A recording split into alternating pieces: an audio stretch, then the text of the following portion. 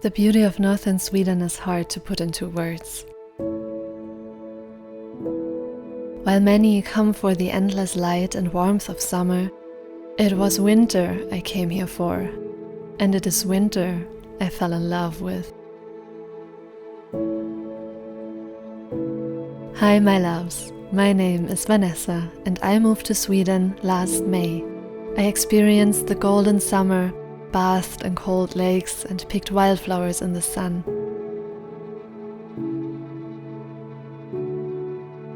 But deep down, I had always been waiting for winter, a real winter, the kind I haven't got to experience anymore in Germany.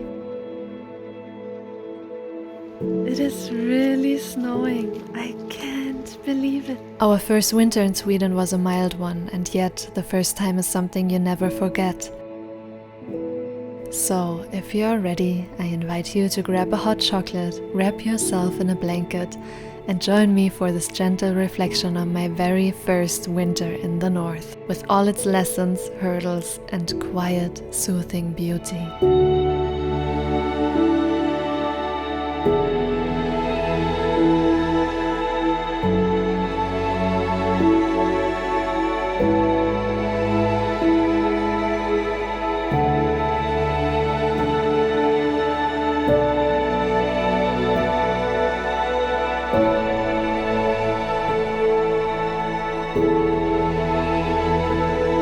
When I came here, I had little to no experience with temperatures below -5 degrees Celsius, and yet I knew this was the place for me.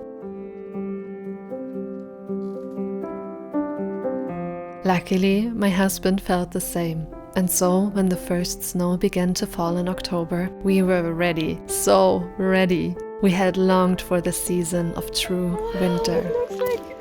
It looks like winter wonderland. Oh my god. Holy shit.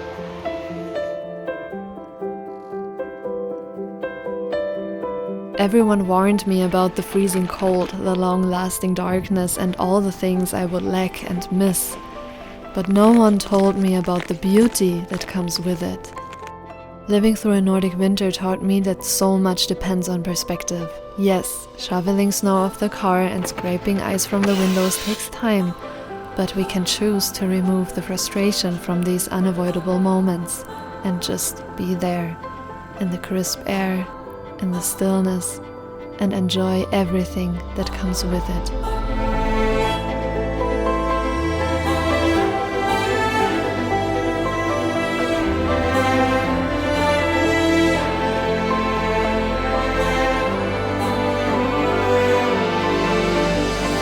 I discovered that -22 is my feel-good temperature, and I spend as much time as I could outdoors, soaking in the deep, all-encompassing silence and the pure, raw coldness.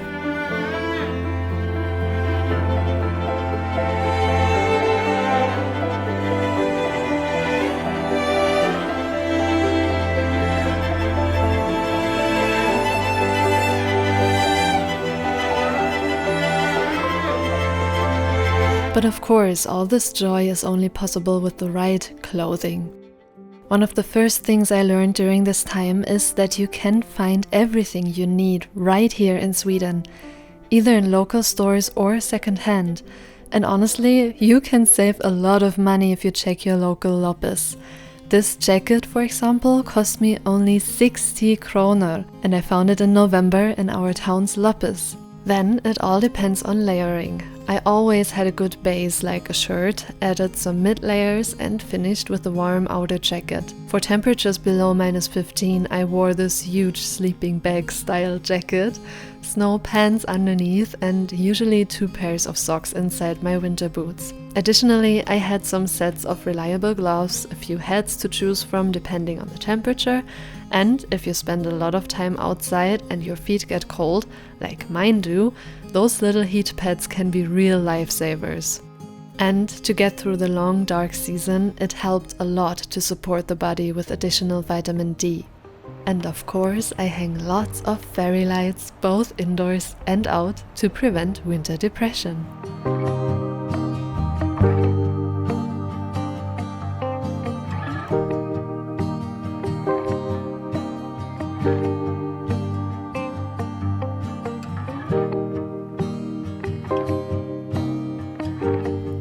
about winter depression. I personally think it's not that bad, considering how short the dark period actually was.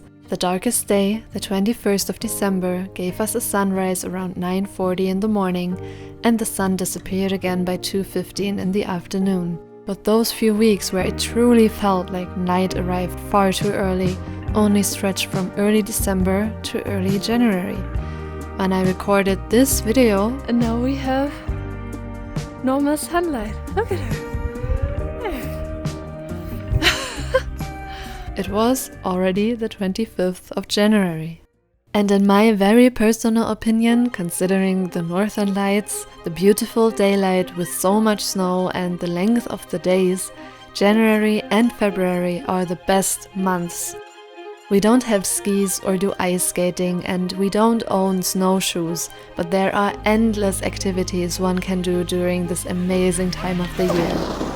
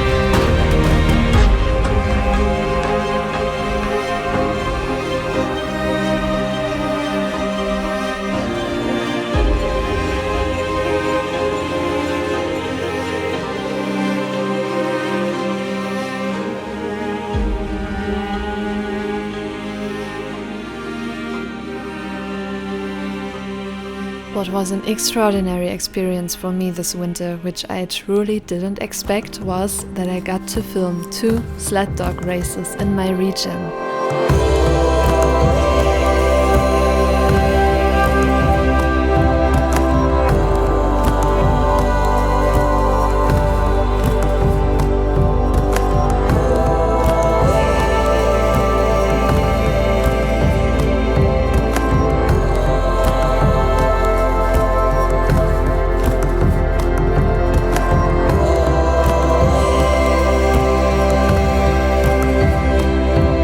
Sled dog racing is a very old sport, I think in almost every Nordic country of the world. The everlasting connection between human and dog, the long history of both working together, creates a magical bond that makes these adventures possible.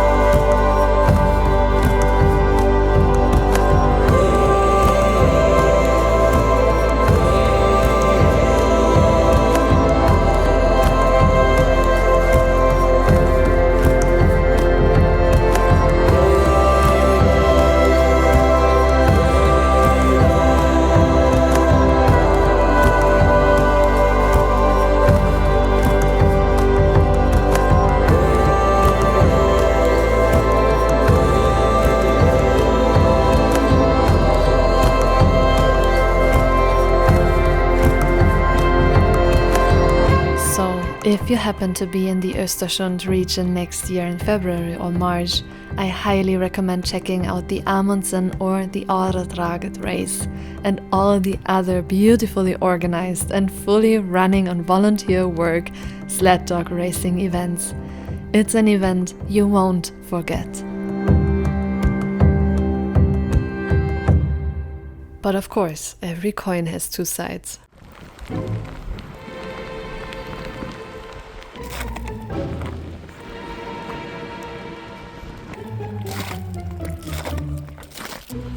In the end, snow is water, it becomes liquid, and because of the cold temperatures, it becomes ice. Yay.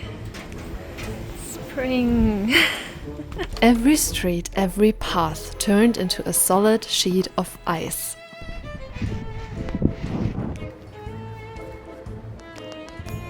You couldn't go anywhere without those slightly intimidating, yet incredibly practical spikes on your shoes. And when it then started raining and became super stormy on top of it all, I started to question why anybody would like vårvinter, the infamous 5th season of northern Sweden. To get through it, you simply have to get through it. I don't really have any hacks other than find something fun to do indoors.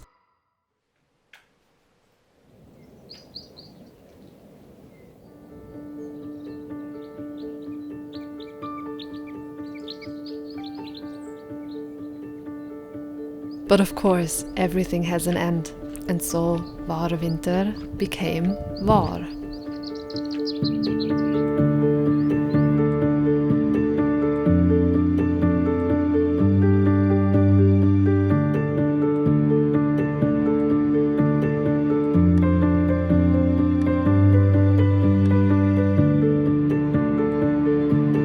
Spring arrived unusually early this year, at least according to the locals.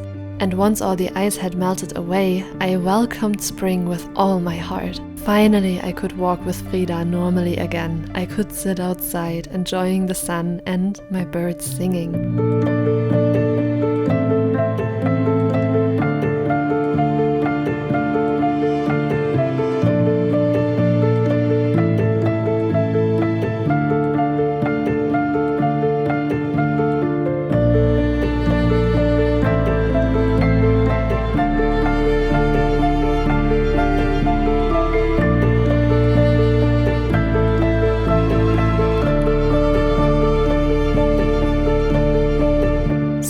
To answer the question stated on the thumbnail of this video, yes, I think I can do this forever, simply because I chose to live here.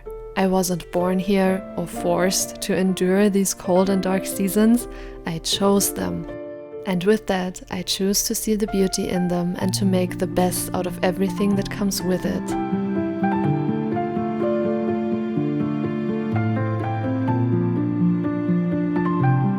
In the end, life is always a matter of perspective, isn't it?